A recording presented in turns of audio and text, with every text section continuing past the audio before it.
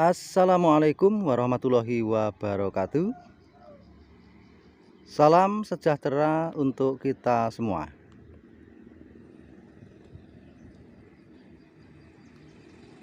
Selamat pagi buat dulur-dulur, teman-teman semuanya.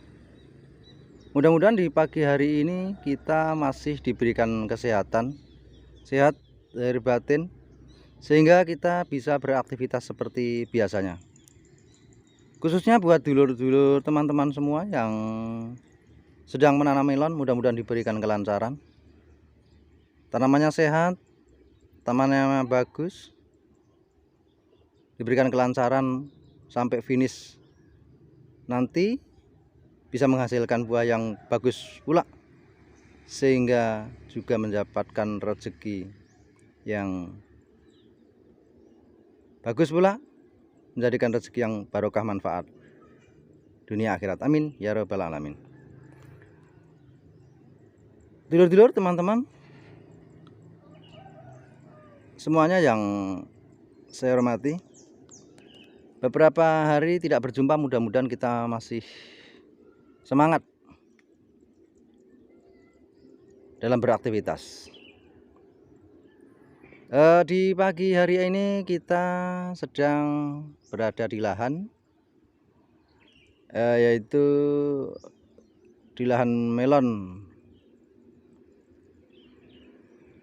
yang kemarin kita bekas panen. Untuk kesempatan pagi hari ini kita akan sedikit memberikan sharing bersama pada dulur-dulur teman-teman semuanya mengenai yaitu pemilihan lahan. Karena menurut kita bahwa pemilihan lahan itu sangat penting sekali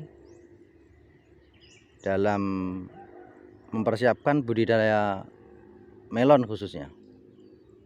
Kenapa kita bisa bilang sangat penting? Karena di dalam pemilihan lahan yang baik dan betul, ini akan menentukan kita 50% keberhasilan dalam menanam melon khususnya. Tentunya ya semua tanaman toh, tapi khususnya bagi tanaman melon. Jadi 50% keberhasilan tanam budidaya melon ini ditentukan dari pemilihan lahan yang baik.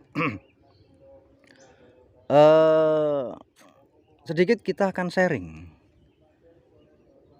bagaimana tips kami mengadakan pemilihan lahan yang baik, yaitu tentunya budidaya melon sistem hamparan atau di lahan terbuka seperti ini. Tentunya sama semuanya dalam pemilihan lahan ini, walaupun yang berada penanaman di dalam greenhouse misalnya pun, media tanam tetap harus diperhatikan. Nah, karena di dalam media tanam, di dalam tanah inilah kita akan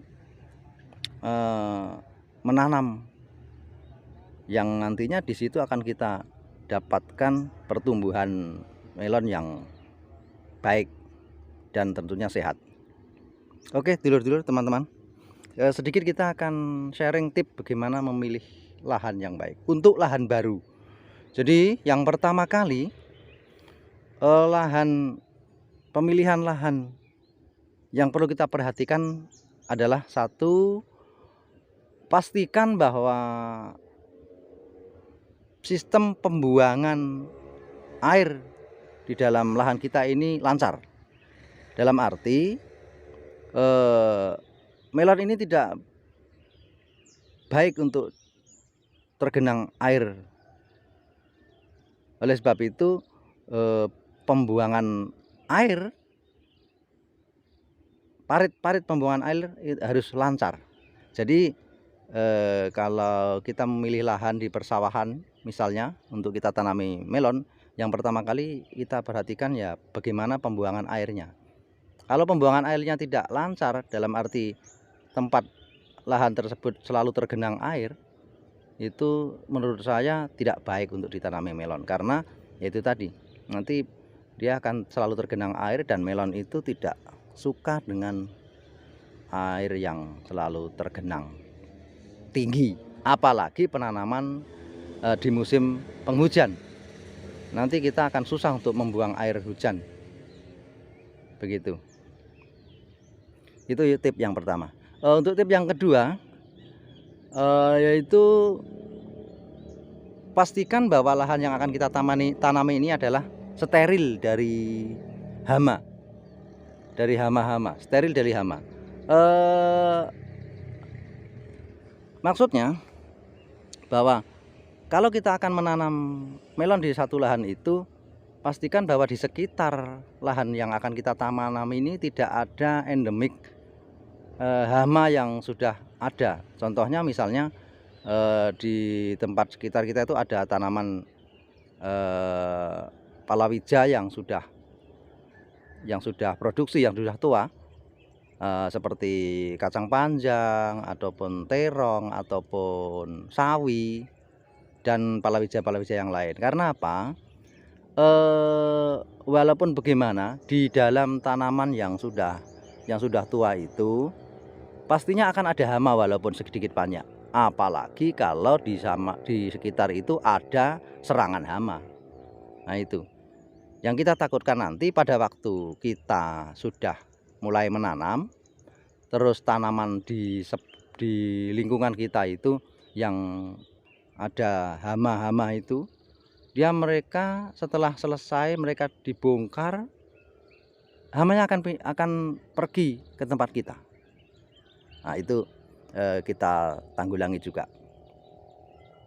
Jadi yang kedua yaitu tipsnya adalah lahan kita steril dari hama dari lahan sekitar.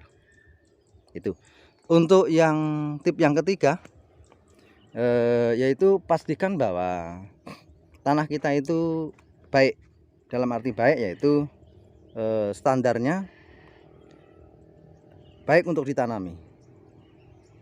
Ya, walaupun sebenarnya tanah semua di muka bumi ini diciptakan oleh Tuhan itu adalah untuk kemaslahatan manusia. Namun terkadang ada lahan-lahan yang tidak cocok untuk ditanami melon. Yang paling kita perhatikan salah satunya adalah mengenai kultur tanah itu. Salah satunya juga tanah yang akan kita tanami ini, lahan yang akan kita tanami ini, paling tidak sudah kita ketahui seberapa pH tanahnya. Jadi kalaupun kita sudah tahu, maka kita akan bisa mengolahnya dengan pasti. Ini kita sudah punya pH meter tanah, teman-teman. Jadi kita akan coba contohkan ini di lahan kita. Kita lihat coba berapa pH tanahnya. Ya, tanahnya berapa. Nah, ini salah satunya pH-nya di angka 6,7.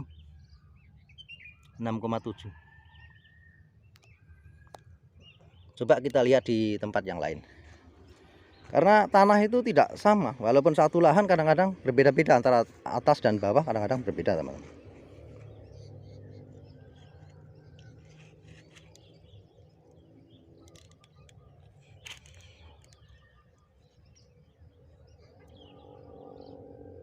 Di sini juga pH-nya 6,9, hampir 7. Coba kita lihat di tempat yang lain juga.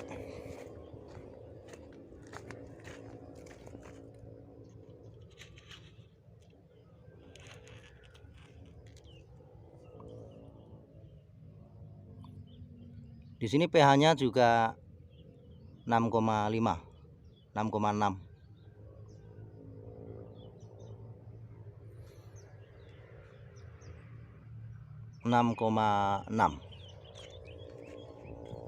Itu sekilas sedikit mengenai pengukuran pH tanah. Kita lihat di lahan kita ini pH-nya stabil. Jadi pH yang baik untuk tanaman di dalam tanah ini di berkisar antara pH 5,5 sampai 6,5. Itu bagus. Paling ideal. Maksimal di angka 7. Jadi kalau ada yang lebih dari itu kurang baik.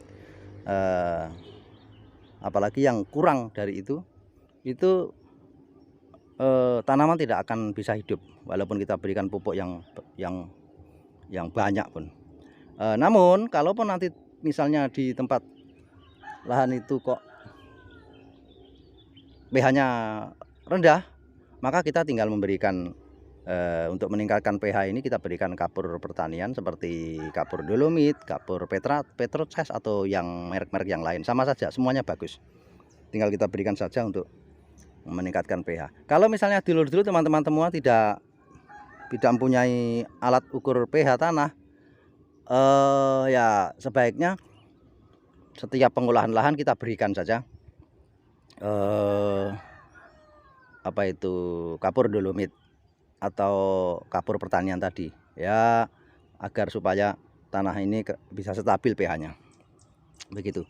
Selain itu tip yang selanjutnya tinggal kita pengolahan lahan kalau sudah semuanya kita tentukan dari 3 pokok tadi, yaitu pemberian pupuk dasar seperti pupuk kompos dan juga pupuk NPK yang lain untuk dasaran di bedengan. Supaya nanti pada waktu tanaman itu sudah mulai akarnya panjang, jadi bisa untuk persediaan makanannya. Begitu.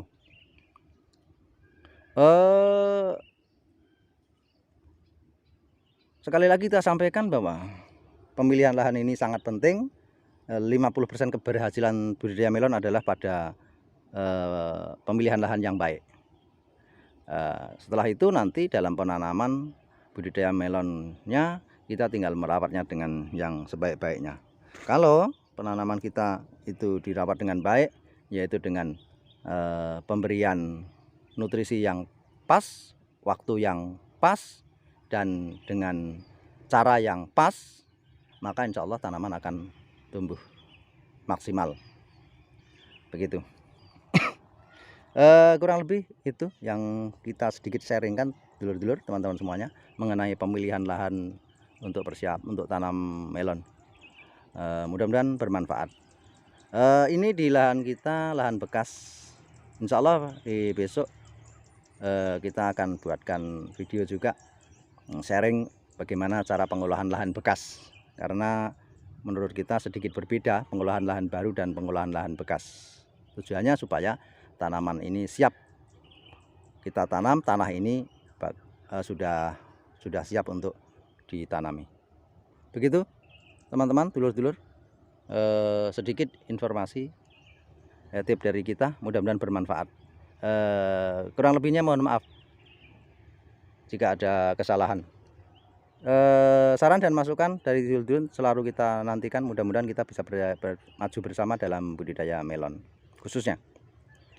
Tidak lupa doa saya buat dulur-dulur teman-teman semua yang sedang menanam melon atau yang akan menanam melon, mudah-mudahan diberikan kelancaran, tanamannya bagus, sehat, menjadikan hasil yang bagus, dan mendapatkan rezeki yang barokah dunia, manfaat dunia akhirat. Amin ya robbal alamin. Terima kasih atas perhatiannya. Kurang lebih mohon maaf. Sekian, wassalamualaikum warahmatullahi wabarakatuh. Salam sukses untuk petani Indonesia.